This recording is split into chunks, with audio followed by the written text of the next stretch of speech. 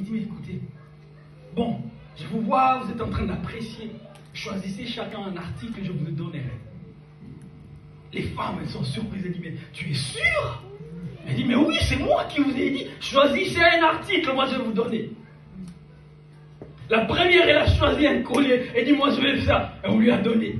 La deuxième, elle a vu un autre bijou. Elle a dit, moi je veux ça. On lui a donné. La troisième, elle regarde le gars et elle dit, tu es sûr? Il dit, mais j'ai donné aux autres. Choisis. La troisième, elle insiste, n'importe quoi. Et les autres qui commencent à s'énerver, ils disent, tu vas faire ce qui change son avis. Prends, on va partir. Elle regarde encore le gars. Elle dit, tu es vraiment sûr? Et il dit, mais je suis sûr, choisis une chose. Alors la fille qui dit, moi je t'ai choisi toi. Les bijoutiers qui disent, il dit, moi je t'ai choisi toi. Parce que si j'étais toi, j'ai tout ce qui t'appartient.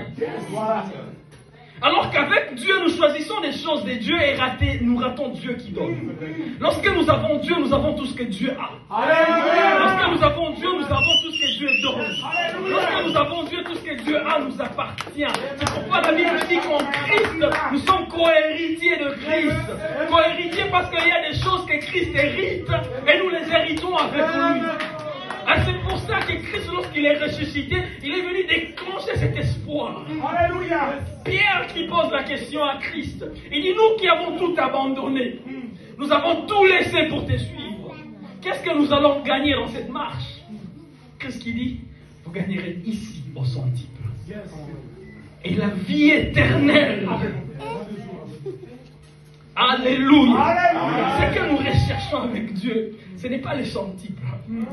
Parce que ce sont des choses qui nous appartiennent. Alléluia. Écoutez, chrétiens, ça me fait mal de voir les chrétiens de notre génération aujourd'hui. Beaucoup de chrétiens qui suivent les choses qui devraient les suivre. Christ, quand il est ressuscité, il parle à ses disciples. Il dit, voici les miracles qui accompagneront. Amen. Mais nous voulons accompagner les miracles. Et même pour l'évangile, nous invitons les gens, venez!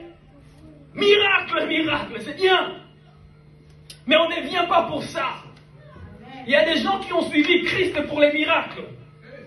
Et Christ les a arrêtés et il dit, vous me suivez parce que vous avez mangé du pain. C'est bien quand on est à côté de Christ, on aura du pain. Mais est-ce qu'on est à côté de Christ pour le pain ou pour Christ? Il dit, prenez mon corps, c'est le pain de la vie. Et les gens qui venaient pour le pain physique, la Bible dit qu'ils sont partis. Et Christ qui regarde ses disciples, il dit, mais pourquoi vous ne partez pas?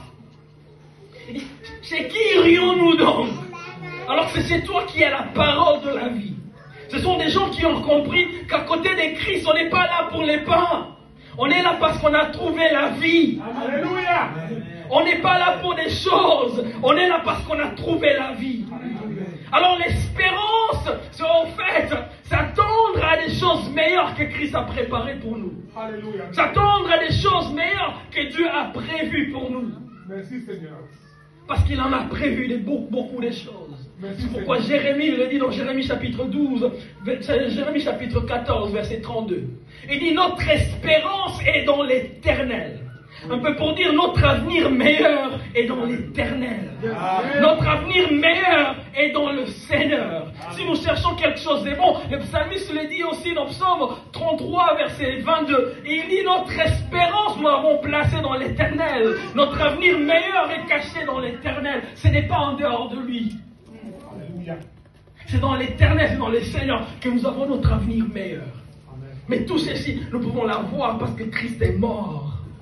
Et il est ressuscité. Amen. Nous sommes réunis dans cette salle cet après-midi parce que Christ est mort et il est ressuscité.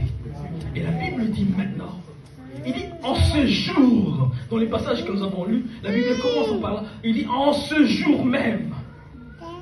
Quel jour? Le jour de la résurrection. Deux disciples de Christ, ils se retrouvent sur le chemin du désespoir. Ils étaient tristes au point que leur visage montrait la tristesse. Ils commençaient à revenir vers les choses qu'ils connaissaient parce que les choses invisibles ne promettaient plus. Il commençait à revenir sur des choses qu'il maîtrisait. Parce que les choses qu'il ne maîtrise plus ne promettent plus rien. Ils sont désespérés. Ils se retrouvent sur le chemin. Mais la Bible me dit que sur ce chemin-là, quelqu'un d'autre est venu les suivre.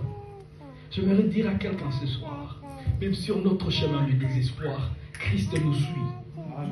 Il ne nous lâche pas parce que nous sommes désespérés. Alors qu'ils étaient sur le chemin du désespoir, il a laissé les autres. Il est venu suivre d'eux.